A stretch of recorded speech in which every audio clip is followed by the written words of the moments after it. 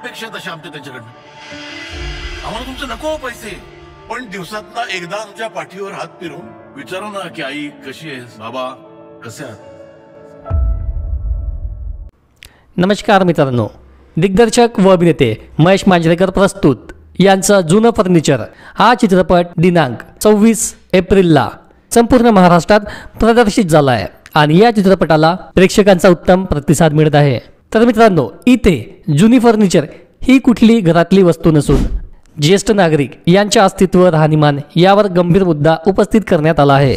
आई वडील आणि त्यांचा मुलगा यांच्या नात्याची विवंता आणि त्यांच्या नात्यामध्ये आलेला दुरावा, त्यांच्या नात्यामध्ये पडलेली दरी आणि त्यांच्यातील ताणतणाव आणि त्यानंतर थेट न्यायालयीन लढाई वगैरे वगैरे या बाबी सुंदररित्या या चित्रपटामध्ये मांडण्यात आल्या आहेत.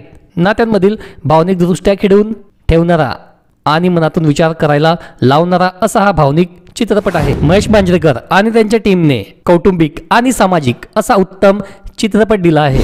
ही कथा आहे निवृत्तीने आयुष्य जगणाऱ्या गोविंद राठोड म्हणजे महेश मांजरेकर या ज्येष्ठ नागरिकाची कथा दाखवण्यात आली आहे. या चित्रपटामध्ये ते आणि त्यांची पत्नी सुहासिनी मेधा मांजरेकर एका छोट्याशा घरात राहत असतात. त्यांच्या अभय भूषण प्रधान नावाचा मुलगा असतो.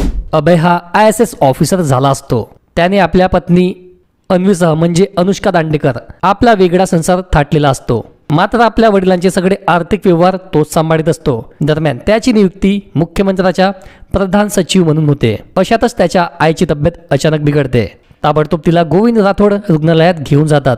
मात्र तिथे डिपॉझिट भरल्याशिवाय तिला ऍडमिट करून घेतले जात नाही. त्यामुळे गोविंद राठोड लगेच आपल्या मुलाला वारंवार फोन करतात, परंतु तो फोन काही घेत नाही आणि अशातच गोविंद राठोड यांच्या पत्नीचे निधन होते. आपल्या पत्नीचे निधन आपल्याच मुलाच्या हलगर्जीपणामुळे झाले आहे अशी तक्रार ते करतात आणि मग सुरू होते न्यायालयीन लढाई.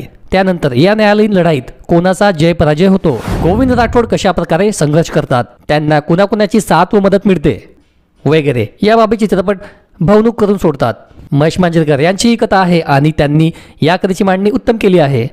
कथा, पटकथा आणि संवाद या तिहेरी भूमिकेबरोबरच त्यांनी दिग्दर्शन आणि अभिनय केला आहे. यातील गाणेही त्यांनीच गायले आहे. हा चित्रपटमध्ये महेश मांजरेकरच मुख्य आहेत असे म्हटले तर ते योग्य ठरणार. शेवटी इतकंच म्हणेल, हा चित्रपट संपूर्ण कुटुंबाने एकत्रित पाहावा असा हा चित्रपट आहे. विशेष करून आजच्या नवीन पिढीने हा चित्रपट तर नक्की बघावाच. त्याचबरोबर त्यांनी आजच्या तरुण पिढीला चांगला संदेशही देण्याचा प्रयत्न केला आहे. शिवाय चित्रपटाचा क्लायमॅक्स धक्का देणारा बनवण्यात आला आहे. चित्रपटातील संवाद दमदार आहेत आणि ते आपल्याला अस्वस्थ करतात आणि नकळतपणे आपल्याला भावणूक करून सोडतात.